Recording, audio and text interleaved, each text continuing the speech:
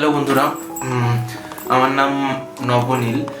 আমার প্রথম YouTube channel journey with নীল শুরু করছি আজকে। এটা প্রথম ভিডিও। তো আমি খুব একটা ইউটিউবের সাথে অবগতও নয়, কিন্তু তাও চেষ্টা করছি যতটা তোমাদেরকে সাহায্য করতে পারবো। তো ইউটিউবের চ্যানেল শুরু করলে আমি একটা এডিটিংয়ের উপরই কোনো চ্যানেল তৈরি করব। তো এটা আমার প্রথম এডিটিং চ্যানেল।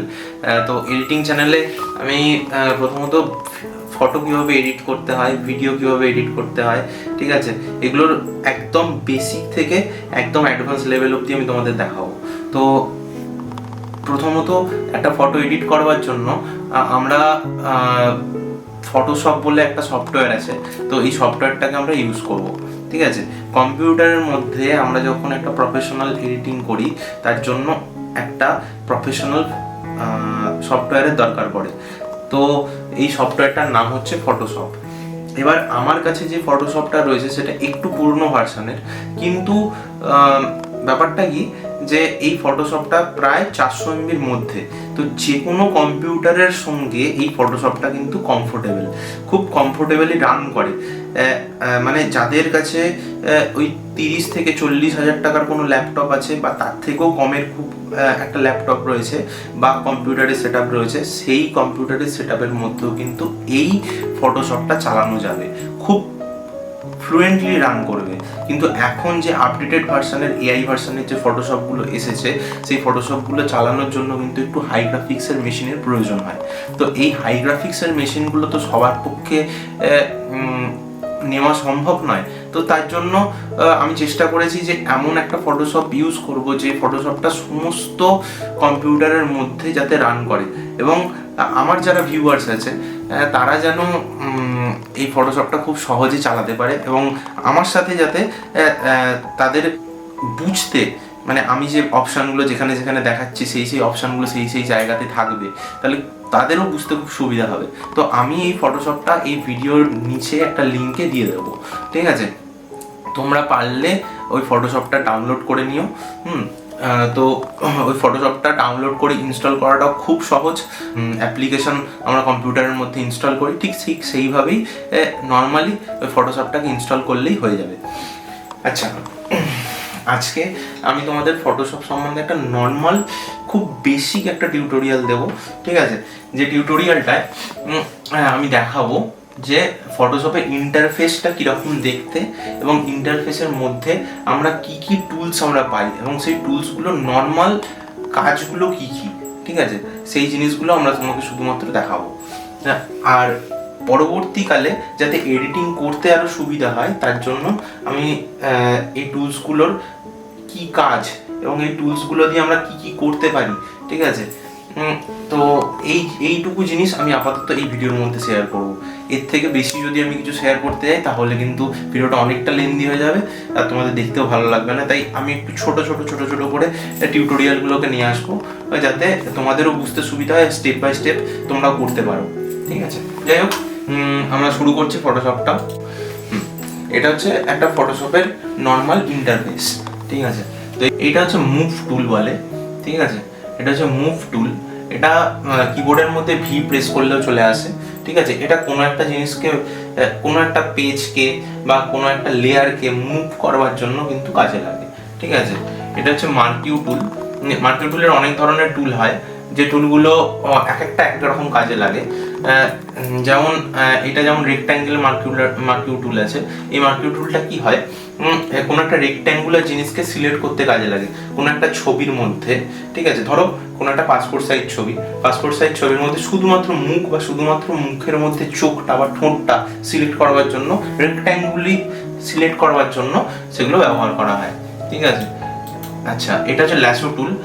এটা আমি আমার ইচ্ছা মতো জিনিসগুলোকে সিলেক্ট করতে পারো। এছাড়া মার্কিউ টুল দিয়ে ধরো কোনো একটা জিনিস কাটবার জন্য, ঠিক আছে, কোনো একটা জিনিসকে প্রপারলি ওই জামাটাকে পায়ের অংশটাকে ঠিকঠাকভাবে কাটবার জন্য কিন্তু মার্কিউ টুলটা ইউজ করা হয়, মানে সিলেক্ট করবার জন্য অ্যাকচুয়ালি।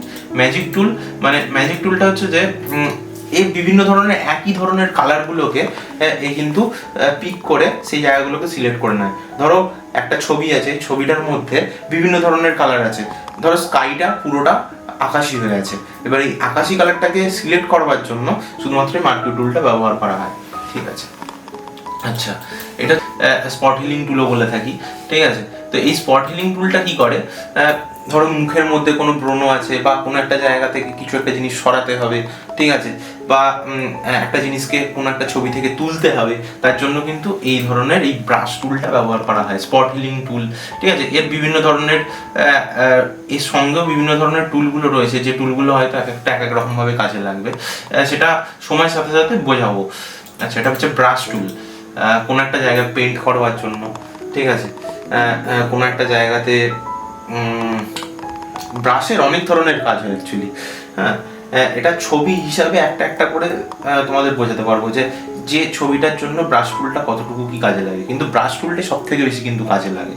ঠিক আছে, তো একটা ছবি যদি থাকতো তাহলে আমি দেখিয়ে দিতাম, কিন্তু এখন একটা ছবি নিয়ে আসতে গেলে তোমাদের সব কিছু গুলিয়ে যাবে। তাই শুধুমাত্র আপাতত আজকের ভিডিওতে শুধুমাত্র টুলসগুলোর সঙ্গে পরিচিত হলেই হবে, আর বাদ বাকি আজকে এই ভিডিওতে আমি অন্যান্য কিছু নিয়ে আলোচনা করবো না। পরবর্তীকালে যে ভিডিওগুলো আসবে সেই টুলগুলোতে কীভাবে পেজটা তৈরি করতে হবে, ঠিক আছে, পেজটা থেকে কীভাবে একটা কভার বানাতে হবে, বা একটা ভিজিটিং কার্ড বানাতে হবে, বা একটা লোগো বানাতে হবে কীভাবে, সেগুলো সব দেখিয়ে দেবো।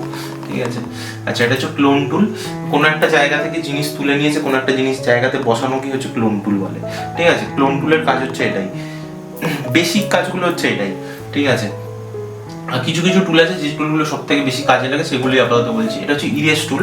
ঠিক আছে, ইরেজ টুলটা হচ্ছে কোনো একটা জিনিসকে মুছবার জন্য কাজে লাগে। ঠিক আছে, আচ্ছা, এটা ব্লার টুল, কোনো একটা জায়গা ব্লার করতে কাজে লাগে। ঠিক আছে, আচ্ছা, এইটা হচ্ছে ডজ টুল। ডজ টুল হচ্ছে কোনো একটা জায়গা শুধুমাত্র লাইটটা একটু বাড়িয়ে দিলাম। ঠিক আছে, ধরো গালের মধ্যে একটু ব্লাশটা কম হয়েছে, সেই ব্লাশটাকে একটু বাড়ানোর জন্য, বা কোনো একটা জায়গা খুব লো লাইট লাগছে, সেই জায়গাটা একটু লাইটটাকে বাড়ানোর জন্য ডজ টুলটা আমরা ব্যবহার করি। তারপর টেক্সট টুল, কোনো একটা জায়গায় লিখতে গেলে, কোনো কিছু লিখতে গেলে, ডিজাইন করতে গেলে সেই জায়গাগুলোতে আমরা টেক্সট টুলটা ব্যবহার করি। ঠিক আছে, আচ্ছা, এখানে হচ্ছে যে বিভিন্ন ধরনের শেপ পাওয়া যায়, রেক্ট্যাঙ্গেল, ঠিক আছে, তারপরে ইলিপস, হাইপারবোলা, বিভিন্ন ধরনের আপনার এখানে টুল, মানে ওই কি বলে ফ্রেম আমরা দেখতে পাবো। এই ফ্রেমগুলো আমরা ছবির মধ্যে ইনক্লুড করে দেবো এবং তার মধ্যে একটা ছবি ঢুকিয়ে দেবো, তাহলে কি হবে, সেটা দেখতে আরো সুন্দর হয়ে যাবে। আচ্ছা, আর এখানে সেরকম কিছু দেখবার মতো নেই। এইটা আপাতত দেখে নাও যে এটা হচ্ছে ফটোশপের একটা নর্মাল ইন্টারফেস, যে ইন্টারফেসটার মধ্যে এই জিনিসগুলো থাকে। আচ্ছা, এখানে প্রথমে কিছুই দেওয়া থাকে না, এই জিনিসগুলো কিছুই থাকে না, এরকম থাকে। এবার ব্যাপারটা হচ্ছে যে এখানে গিয়ে Ctrl+7 মারলে একটা, বা F7 মারলে, F7 মারলে কিন্তু এখানে আমাদের লেয়ারটা ফর্ম করে যাবে। ঠিক আছে, এবার এইখানে আমরা একটা ছবির মধ্যে অনেকগুলো লেয়ার তৈরি করে একটা ফটোকে তৈরি করব। ঠিক আছে, যেমন একটা ছবির মধ্যে একটা সাদা পেজ, সেটা হচ্ছে একটা লেয়ার। ঠিক আছে, তার মধ্যে কিছু লিখলাম, সেটা আবার একটা লেয়ার। ঠিক আছে, তার মধ্যে আবার একটা পাতা রাখলাম, সেটা আবার একটা লেয়ার। ঠিক আছে, এবার উপর থেকে যদি আমি দেখি একটা কাগজ, একটা সাদা কাগজের মধ্যে কিছু লেখা রয়েছে, লেখার সঙ্গে একটা পাতা আটকানো রয়েছে। ঠিক আছে, তাহলে এই গোটাটা নিয়ে তো একটা ছবি, তো এই গোটা ছবিটা 3টে লেয়ার দিয়ে তৈরি, একটা কাগজ, একটা পাতা আর একটা লেখা। ঠিক আছে, তো এইগুলো এক একটা লেয়ারকে আমরা দেখতে পাবো এখানে, এই এক একটা লেয়ারকে সেইভাবে সাজিয়ে একটা ছবি আমরা তৈরি করব। ঠিক আছে, তো আজকের ভিডিওটা আপাতত এইটুকু। আমি ভিডিওর ডেসক্রিপশন বক্সের মধ্যে আজকের ফাইলটা, মানে আজকে এই ফটোশপটা তোমরা কিভাবে ইনস্টল করবে, ইনস্টল করাটা খুবই সহজ। যে কোনো একটা সফটওয়্যার ইনস্টল করো, সেরকমভাবেই তোমরা এই ফটোশপটাকে ইনস্টল করবে এবং তোমাদের এটা রানও করবে। ঠিক আছে, যে কোনো কম্পিউটারে রান করে তো তোমাদের কম্পিউটারও তো রান করবে। তো আমি এই সফটওয়্যারটা, আমি যেটা পার্টিকুলারলি ইউজ করছি, ঠিক আছে, সেই পার্টিকুলার সফটওয়্যারটা তোমাদেরকে আমি প্রোভাইড করে রাখবো। তো তোমরা এই সফটওয়্যারটাকে তোমাদের কম্পিউটারে ইনস্টল করে তারপরে আমার নেক্সট ভিডিওগুলোর জন্য একটু অপেক্ষা করো, ফলো করতে থাকো। তোমরা খুব বেসিক লেভেল থেকে খুব অ্যাডভান্স লেভেলের এডিটিং কিন্তু আমি তোমাদের শিখিয়ে দিতে পারবো। তাই একটু সময়, একটু ধৈর্য ধরে তোমরা একটু অপেক্ষা করো, আমার সঙ্গে থাকো। আর যদি ভিডিওটা ভালো লেগে থাকে তাহলে একটা সাবস্ক্রাইব করে দিও। আমি যেহেতু প্রথম নতুন চ্যানেলটা তৈরি করেছি, তাই তোমরা একটু পাশে থেকো আমার, তাহলে আরও নতুন নতুন ভিডিওগুলোকে নতুনভাবে তৈরি করবার চেষ্টা করব। আপাতত এই ছোটো কম্পিউটার সেট আপ দিয়ে আমি তৈরি করার চেষ্টা করছি। পরবর্তীকালে তোমরা যদি আরও সাপোর্ট করো তাহলে আরও ভালো কিছু হয়তো দেখাতে পারবো। আরও ভালো ব্যাকগ্রাউন্ড, আরও ভালো কম্পিউটার বা আরও ভালো ক্যামেরা নিয়ে হয়তো নতুন করে ভালোভাবে আসতে পারবো। তাই তোমাদের সঙ্গে থাকাটা খুব প্রয়োজন।